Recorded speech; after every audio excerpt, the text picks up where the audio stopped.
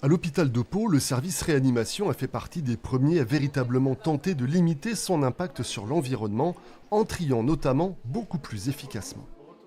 Un paquet de compresses, vous avez cet effet papier d'un côté et de l'autre côté plastifié. Avant, initialement, on jetait l'ensemble en fait dans une même poubelle. Maintenant, on a décidé du coup de séparer.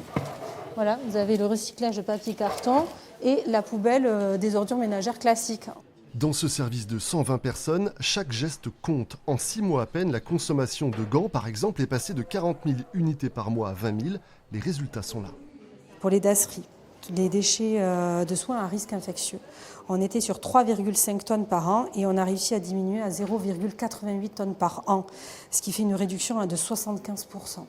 L'hôpital veut inciter le maximum de services à suivre cet exemple en s'inspirant des actions menées au CHU de Bordeaux avec la labellisation d'unités durables. À l'hôpital, chaque économie est cruciale. Le budget médicaments à l'hôpital de Pau, c'est plus de 40 millions d'euros. Évidemment, le moindre médicament qui n'est pas donné parce que inutile ou parce que gaspillage, évidemment, c'est des proportions qui sont colossales à la fin de l'année. Et on a conscience qu'il faut faire des économies à l'hôpital. Je pense que là, il y a des niches et le développement durable en est une. Au même titre que la réanimation, le bloc de l'hôpital fait de gros efforts.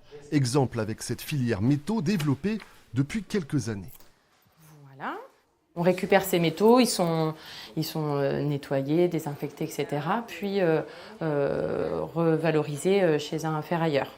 Avant, ils allaient où? Avant, ils allaient dans la poubelle classique.